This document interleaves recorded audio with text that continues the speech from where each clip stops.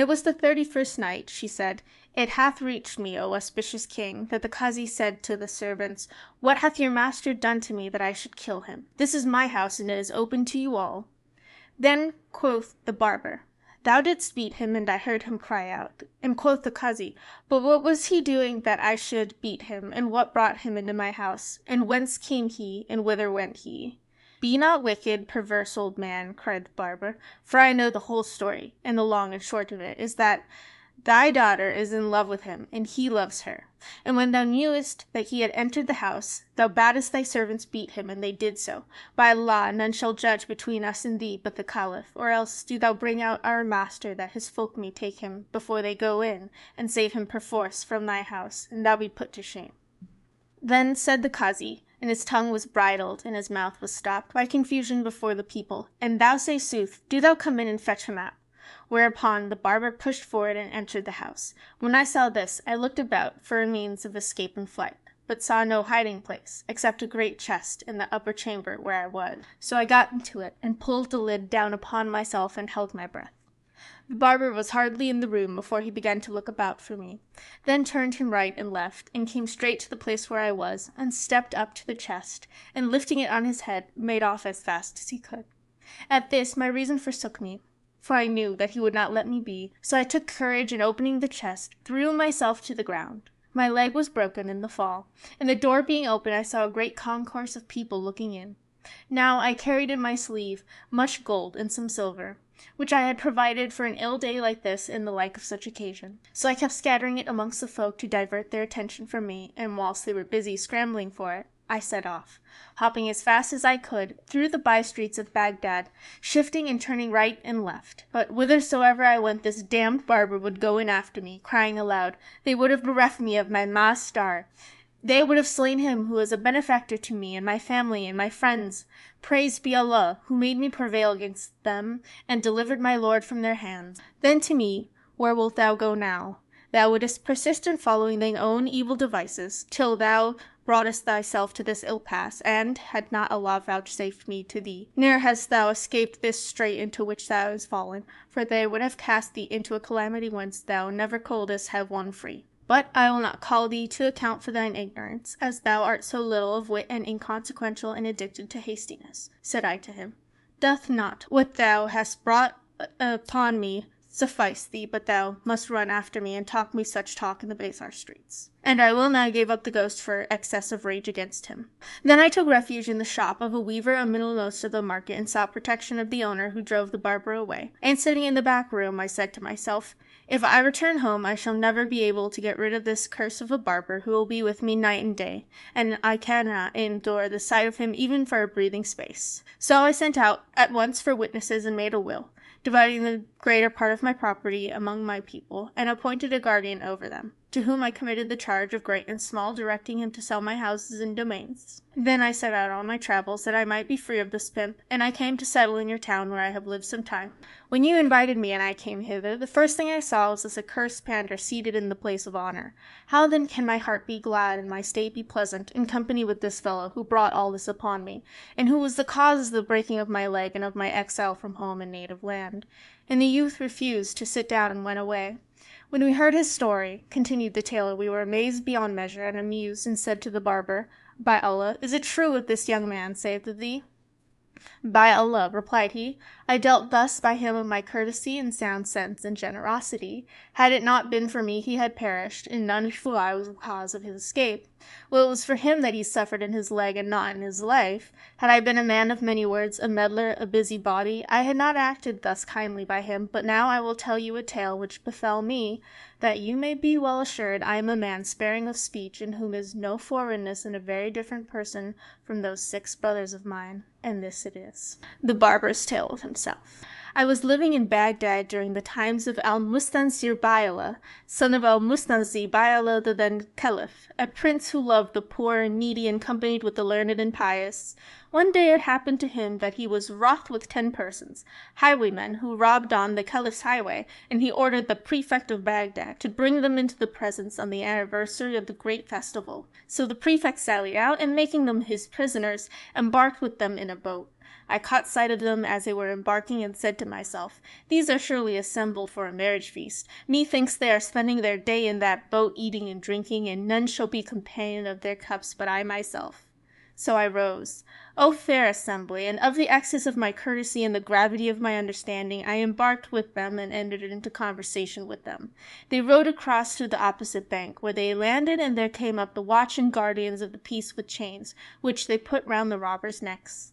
They chained me among the rest of them, and, O people, is it not a proof of my courtesy and spareness of speech that I held my peace and did not please to speak? Then they took us away in bilboes, and next morning carried us all before Al-Mustanzir Baila, commander of the faithful, who bade smite the necks of the 10 robbers. So the sworder came forward after they were seated on the leather of blood, then drawing his blade, struck off one head after another until he had smitten the neck of the 10th, and I alone remained. The Caliph looked at me and asked the headsman, saying, What ails thee that thou hast struck off only 9 heads? And he answered, Allah forbid that I should behead only 9, when thou biddest me behead 10, quoth the Caliph. Meseems thou hast smitten the necks of only 9, and this man before thee is the 10th. By thy beneficence, replied the headsman, I have beheaded 10. Count them, cried the Caliph, and when they counted heads, lo, there were 10. The Caliph looked at me and said, What made thee keep silence at a time like this, and how camest thou to company with these men of blood? Tell me the cause of all this, for albeit thou art a very old man, assuredly thy wits are weak. Now when I heard these words from the Caliph, I sprang to my feet and replied, Know, O Prince of the Faithful, that I am the silent Shaykh, and am thus called to distinguish me from my 6 brothers. I am a man of immense learning whilst, as for the gravity of my understanding, the wiliness of my wits, and the spareness of my speech, there is no end of them, and my calling is that of a barber. I went out early on yesterday morning, and saw these men making for a skiff, and fancying they were bound for a marriage feast, I joined them and mixed with them. After a while up came the watch and guardians of the peace, who put chains round their necks, and round mine with the rest, but, in the excess of my courtesy, I held my peace, and spake not a word. Nor was this other but generosity on my part. They brought us into thy presence, and thou gavest an order to smite the necks of the 10, yet did I not make myself known to thee, and remain silent before the sworder, purely of my great generosity and courtesy, which led me to share with them in their death. But all my life long have I dealt thus nobly with mankind, and they requite me the foulest and vilest revilal, and behold, then the Caliph heard my words, and knew that I was a man of exceeding generosity, and of very few words, one in whom is no forwardness. As this youth would have it whom I rescued from mortal risk, and who had so scurvily repaid me, he laughed with excessive laughter till he fell upon his back. Then said he to me, O silent man, do thy 6 brothers favour thee in wisdom and knowledge and spareness of speech? I replied, Never were they like me. Thou puttest reproach upon me, O commander of the faithful, and it becomes thee not to even my brothers with me, for of the abundance of their speech, and their deficiency of courtesy and gravity, each one of them hath gotten some maim or other.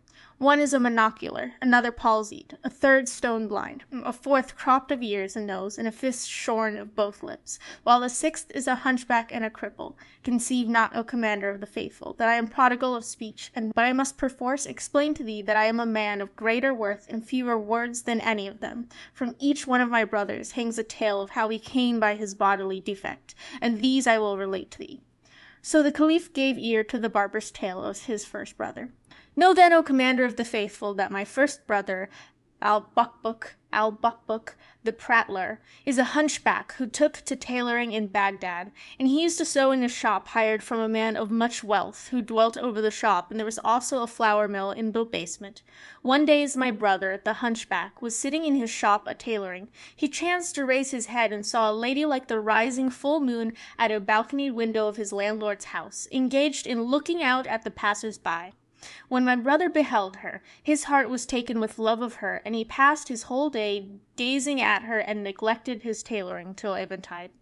Next morning he opened his shop and sat him down to sew, but as often as he stitched a stitch, he looked to the window and saw her as before, and his passion and infatuation for her increased. On the 3rd day, as he was sitting in his usual place gazing on her, she caught sight of him, and, perceiving that he had been captivated with love of her, laughed in his face, and he smiled back at her. Then she disappeared, and presently sent her slave girl to him with a bundle containing a piece of red flowered silk. The handmaid accosted him and said, My lady salameth to thee, and desireth thee of thy skill and goodwill, to fashion for her a shift of this piece, and to sew it handsomely with thy best sewing. He replied, hearkening in obedience, and shaped for her a chemise, and finished sewing it the same day. When the morning morrowed, the girl came back, and said to him, My lady salameth to thee, and asks how thou hast passed yesternight, for she hath not tasted sleep, by reason of her heart being taken up with thee. Then she laid before him a piece of yellow satin, and said, My lady biddeth thee cut her 2 pair of petticoat trousers out of this piece, and sew them this very day. Hearkening in obedience, replied he, greet her for me with many greetings, and say to her, Thy slave is obedient to thine order, so command him as thou wilt. Then he applied himself to cutting out, and worked hard at sewing the trousers, and after an hour the lady appeared at the lattice, and saluted him by signs, now casting down her eyes, then smiling in his face, and he began to assure himself that he would soon make a conquest. She did not let him stir till he had finished the 2 pair of trousers, when she withdrew and sent the handmaid to whom he delivered them, and she took them and went her ways. When it was night, he threw himself on his carpet bed, and lay tossing about from side to side till morning, when he rose and sat down in his place. Presently the damsel came to him, and said, My master calleth for thee. Hearing these words, he feared with exceeding fear, but the slave girl, seeing his affright, said to him, No evil is meant to thee, naught but good awaiteth thee. My lady would have thee make acquaintance with my lord. So my brother the tailor, rejoicing with great joy, went with her, and when he came into the presence of his landlord, the lady's husband, he kissed the ground before him, and the master of the house returned his greeting, and he gave him a great piece of linen, saying, Shape me shirts out of this stuff, and sew them well. And my brother answered, To hear is to obey. Thereupon he fell to work at once, snipping, shaping, and sewing, till he had finished 20 shirts by supper time, without stopping to taste food. The housemaster asked him, How much the wage for this? And he answered, 20 dirhams. So the gentleman cried out to the slave girl, Bring me 20 dirhams. And my brother spake not a word, but the lady signed, Take nothing from him. Whereupon my brother said, By Allah, I will take naught from thy hand. And he carried off his tailor's gear and returned to his shop, although he was destitute even to a red cent. Then he applied himself to do their work, eating in his zeal and diligence, but a bit of bread and drinking only a little water for 3 days. At the end of this time came the handmaid, and said to him, What hast thou done? Quoth he, They are finished, and carried the shirts to the lady's husband, who would have paid him his hire, but he said, I will take nothing, for fear of her, and returning to his shop, passed the night without sleep because of his hunger. Now the dame had informed her husband how the case stood, my brother knowing naught of this, and the 2 had agreed to make him tailor for nothing, the better to mock and laugh at him. Next morning he went to his shop, and as he sat there, the handmaid came to him and said, Speak with my master. So he accompanied her to the husband, who said to him, I wish thee to cut out for me 5 long-sleeved robes. So he cut them out, and took the stuff, and went away. Then he sewed them, and carried them to the gentleman, who praised his sewing, and offered him a purse of silver. He put out his hand to take it, but the lady signed to him from behind her husband not to do so, and he replied, O my lord, there is no hurry, we have time enough for this. Then he went forth from the house meaner and meeker than a donkey, for verily 5 things were gathered together in him, viz., love, beggary, hunger, nakedness, and hard labor. Nevertheless, he heartened himself with the hope of gaining the lady's favors. When he had made an end of all their jobs, they played him another trick, and married him to their slave girl. But on the night when he thought to go into her, they said to him, Lie this night in the mill, and tomorrow all will go well. My brother concluded that there was some good cause for this, and nighted alone in the mill. Now the husband had set on the miller to make the tailor turn the mill. So when night was half spent, the man came in to him, and began to say, This bull of ours hath become useless, and standeth still instead of going round. He will not turn the mill this night, and yet we have great store of corn to be ground. However, I'll yoke him perforce, and make him finish grinding it before morning, as the folk are impatient for their flour. So he filled the hoppers with grain, and going up to my brother with a rope in his hand, tied it round his neck, and said to him, Gee up! Round with the mill! Thou, a bull, wouldst do nothing but grub and stale and tongue. Then he took a whip and laid it on the shoulders and calves of my brother, who began to howl and bellow, but none came to help him, and he was forced to grind the wheat till hard upon dawn, when the housemaster came in, and seeing my brother still tethered to the yoke, and the man flogging him, went away. At daybreak the miller returned home, and left him still yoked and half dead, and soon after in came the slave girl who unbound him, and said to him, I and my lady are right sorry for what hath happened, and we have borne thy grief with thee. But he had no tongue wherewith to answer her from excess of beating and mill-turning. Then he retired to his lodging, and behold, the clerk who had drawn up the marriage deed came to him and saluted him, saying, Allah give thee long life. May thy spousal be blessed. This face telleth of pleasant doings, and dalliance, and kissing and cooking, from dusk to dawn. Allah grant the liar no peace, O thou thousandfold cuckold, my brother replied. By Allah, I did nothing but turn the mill in the place of the bowl all night till morning. Tell me thy tale, quoth he, and my brother recounted what had befallen him, and he said, Thy star agrees not with her star, but an thou wilt I can alter the contract for thee, adding, Where lest another cheat be not in store for thee. And my brother answered him, See if thou have not another contrivance. Then the clerk left him, and he sat in his shop, looking for some one to bring him a job whereby he might earn his day's bread. Presently the handmaid came to him and said, Speak with my lady. Begone, O my good girl, replied he, there shall be no more dealings between me and thy lady. The handmaid returned to her mistress, and told her what my brother had said, and presently she put her head out of the window, weeping and saying, Why, O my beloved, are there to be no more dealings twixt me and thee? But he made her no answer.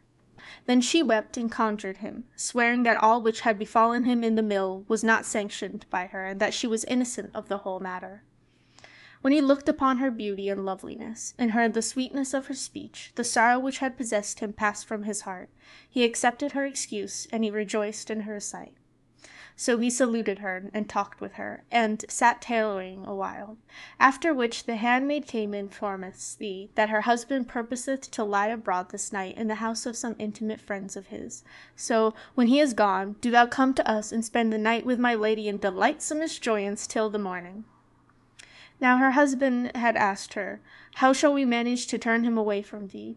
And she answered, Leave me to play him another trick, and make him a laughing-stock for all the town. But my brother knew naught of the malice of women. As soon as it was dusk, the slave girl came to him and carried him to the house. And when the lady saw him, she said to him, By Allah, O my lord, I have been longing exceedingly for thee. By Allah, cried he, kiss me quick before thou give me aught else. Hardly had he spoken when the lady's husband came in from the next room and seized him, saying, By Allah, I will not let thee go, till I deliver thee to the chief of the town watch. My brother humbled himself to him, but he would not listen to him, and carried him before the prefect, who gave him 100 lashes with a whip, and mounting him on a camel, promenaded him round about the city, whilst the guards proclaimed aloud, This is his reward, who violateth the harems of honourable men. Moreover, he fell off the camel, and broke his leg, and so became lame. Then the prefect banished him from the city, and he went forth unknowing whither he should wend. But I heard of him, and fearing for him, went out after him, brought him back secretly to the city, and restored him to health, and took him into my house, where he still liveth. The Caliph laughed at my story, and said, Thou hast done well, O Samit, O silent man, O spare of speech. And he bade me take a present and go away. But I said, I will accept naught of thee, except I tell thee what befell all my other brothers, and do not think me a man of many words. So the Caliph gave ear to the barbarous tale of his second brother. Know, O Commander of the Faithful, that my second brother's name was Al-Hadar, that is, the babbler, and he was the paralytic. Now it happened to him one day, as he was going about his business, that an old woman accosted him and said, Stop a little, my good man, that I may tell thee of somewhat which, if it be to thy liking, thou shalt do for me, and I will pray Allah to give thee good of it. My brother stopped, and she went on, I will put thee in the way of a certain thing, so that not be prodigal of speech. On with thy talk, quoth he, and she, What sayest thou to handsome quarters in a fair garden with flowing waters, flowers blooming, and fruit growing, and old wine going, and a pretty young face, whose owner thou mayest embrace from dark till dawn? If thou do whatso I bid thee, thou shalt see something greatly to thy advantage. And is all this in the world? asked my brother, and she answered, Yes, and it shall be thine, so thou be reasonable, and leave idle curiosity and many words, and do my bidding. I will indeed, O my lady, said he. How is it thou hast preferred me in this matter before all men, and what is it that so much pleaseth thee in me? Quoth she, Did I not bid thee be spare of speech? Hold thy peace, and follow me. Know that the young lady, to whom I shall carry thee, loveth to have her own way, and hateth being thwarted in all who gainsay. So, if thou humour her, thou shalt come to thy desire of her. And my brother said, I will not cross her in anything. Then she went on, and my brother followed her, and hungering after what she described to him, till they entered a fine large house, handsome and choicely furnished, full of eunuchs and servants, and showing signs of prosperity from top to bottom. And she was carrying him to the upper story, when the people of the house said to him, What dost thou here? But the old woman answered them, Hold your peace, and trouble him not. He is a workman, and we have occasion for him. Then she brought him into a fine great pavilion, with a garden in its midst. Never eyes saw a fairer, and made him sit upon a handsome couch. He had not sat long, before he heard a loud noise, and in came a troop of slave girls surrounding a lady like the moon on the night of its fullest. When he saw her, he rose up and made an obeisance to her, whereupon she welcomed him and bade him be seated.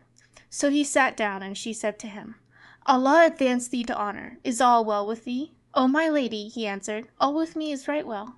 Then she bade bring in food, and they set before her delicate viands. So she sat down to eat, making a show of affection to my brother, and jesting with him, though all the while she could not refrain from laughing. But as often as he looked at her, she signed towards her handmaidens, as though she were laughing at them. My brother, the ass, understood nothing. But, in the excess of his ridiculous passion, he fancied that the lady was in love with him, and that she would soon grant him his desire. When they had done eating, they set on the wine, and there came in 10 maidens like moons, with lutes ready strung in their hands, and fell to singing with full voices, sweet and sad. Whereupon delight gat hold upon him, and he took the cup from the lady's hands, and drank it standing.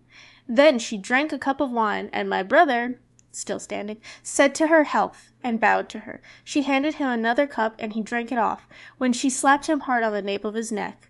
Upon this my brother would have gone out of the house in anger, but the old woman followed him and winked to him to return. So he came back, and the lady bade him sit, and he sat down without a word. Then she again slapped him on the nape of his neck, and the second slapping did not suffice her. She must needs make all her handmaidens also slap and cuff him, while he kept saying to the old woman, I never saw aught nicer than this. She on her side ceased not, exclaiming, Enough, enough, I conjure thee, O my mistress. But the women slapped him till he, well nigh swooned away. Presently my brother arose, and went out to obey a call of nature. But the old woman overtook him, and said, Be patient a little, and thou shalt win to thy wish. How much longer have I to wait? My brother replied. This slapping hath made me feel faint. As soon as she is warm with wine, answered she, thou shalt have thy desire. So he returned to his place, and sat down, whereupon the handmaidens stood up, and the lady bade them perfume him with pastilles, and besprinkle his face with rosewater. Then said she to him, Allah advance thee to honor. Thou hast entered my house, and hast borne with my conditions. For whoso thwarteth me, I turn him away, and whoso is patient hath his desire. O mistress mine, said he, I am thy slave, and in the hollow of thine hand. Know then, continued she, that Allah hath made me passionately fond of frolic, and whoso falleth in with my humour cometh by whatso he wisheth. Then she ordered her maidens to sing with loud voices till the whole company was delighted. After which she said to one of them, Take thy lord, and do what is needful for him, and bring him back to me forthright. So the damsel took my brother, and he not knowing what she would do with him. But the old woman overtook him, and said, Be patient, there remaineth but little to do. At this his face brightened, and he stood up before the lady, while the old woman kept saying, Be patient, thou wilt now at once win to thy wish. Till he said, Tell me what she would have the maiden do with me. Nothing but good, replied she, as I am thy sacrifice. She wisheth only to dye thy eyebrows and pluck out thy mustachios. Quoth he, As for the dyeing of my eyebrows, that will come off with washing, but for the plucking out of my mustachios, that indeed is a somewhat painful process. Be cautious how thou cross her, cried the old woman, for she hath set her heart on thee. So my brother patiently suffered her to dye his eyebrows and pluck out his mustachios, after which the maiden returned to her mistress and told her, quoth she, remaineth now only one other thing to be done. Thou must shave his beard and make him a smoother face. So the maiden went back and told him what her mistress had bidden her do, and my brother, the blockhead, said to her, How shall I do what will disgrace me before the folk? But the old woman said, She would do on this wise, only that thou mayst be as a beardless youth, and that no hair be left on thy face to scratch and prick her delicate cheeks, for indeed she is passionately in love with thee. So be patient, and thou shalt attain thine object. My brother was patient, and did her bidding, and let shave off his beard, and when he was brought back to the lady, lo, he appeared dyed red as to his eyebrows, plucked of both mustachios, shorn of his beard, rouged on both cheeks. At first she was affrighted at him. Then she made mockery of him, and laughing till she fell upon her back, said, O my lord, thou hast indeed won my heart by thy good nature. Then she conjured him, by her life, to stand up and dance, and he arose, and capered about, and there was not a cushion in the house, but she threw it at his head, and in like manner did all her women, who also kept pelting him with oranges, and lemons and citrons, till he fell down senseless from the cuffing on the nape of the neck, the pillowing, and the fruit pelting. Now thou hast attained thy wish, said the old woman when he came round. There are no more blows in store for thee, and there remaineth but one little thing to do. It is her wont, when she's in her cups, to let no one have her until she put off her dress and trousers, and remain stark naked. Then she will bid thee doff thy clothes and run, and she will run before thee as if she were flying from thee, and do thou follow her from place to place till thy prickle stands at fullest point, when she will yield to thee, adding, Strip off thy clothes at once. So he rose, well nigh lost in ecstasy, and doffing his raiment, showed himself mother naked, and Scheherazade perceived the dawn of day, and ceased to say her permitted say.